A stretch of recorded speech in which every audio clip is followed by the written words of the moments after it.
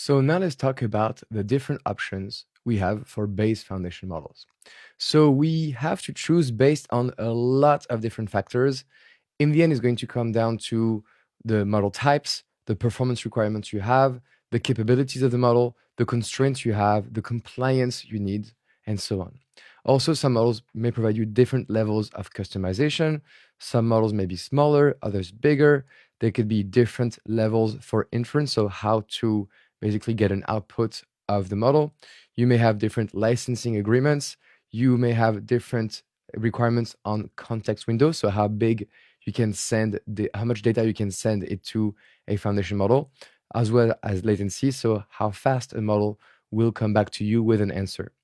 You may also have different factors, such as is a model multimodal, which means that it can take a wide combination of types of inputs, for example, audio, text, and video together, and also give you varied types of outputs, for example, again, images, audio, video, text, but all together at the same time.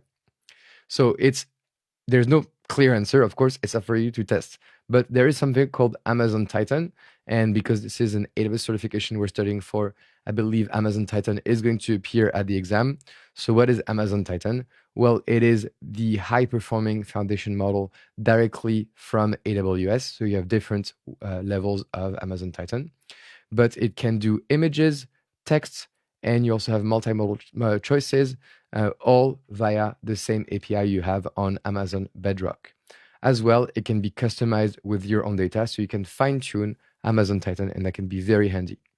Also, for example, to make a decision on a model, usually the smaller models are going to be more cost-effective, but they usually know less things. So it's a bunch of balancing act, really, based on what your business needs and so on.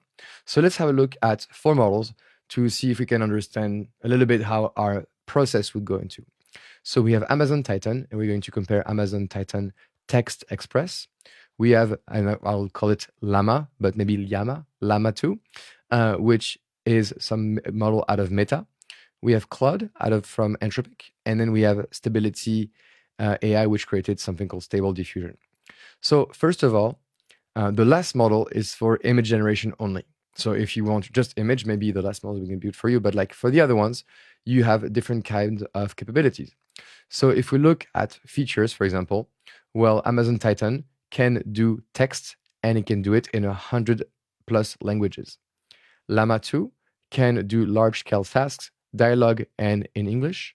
And Claude can have also text generation and also multi-language. So it comes down to testing how the model reacts to your inputs. And one thing that may be very important is the number of tokens you can have as an input to the model. So Amazon, we have 8K tokens. Llama 2, we have 4K tokens. And Claude, we have 200K tokens.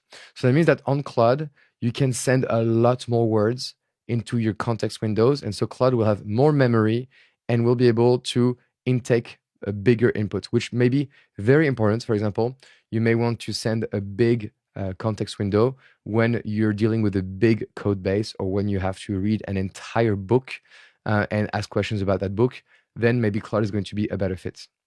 So the use cases really depend on the models, but to be fair, all these models start to look the same and have the same kind of capabilities. They're all converging towards the same thing. So it's down to mainly testing. But so Amazon Titan is going to be around content creation, classification, and education. Llama 2 is going to be around text generation and customer service. Claude could be for analysis, forecasting, and document comparison. This is mainly due to the fact it has a higher number of tokens as an input. And Stability AI is going to be for image creation, for advertising, media, and so on. And so pricing can be a big factor again. So here the pricing is given for 1,000 tokens given to the model.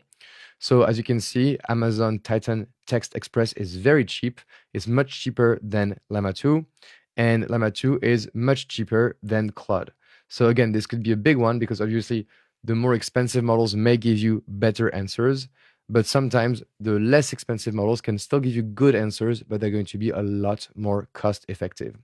And as well for Stability AI, based on the image you generate, it may cost you as well some money. So be conscious because you can very, very quickly accumulate a lot of costs with AI. So I hope you liked it, and I will see you in the next lecture.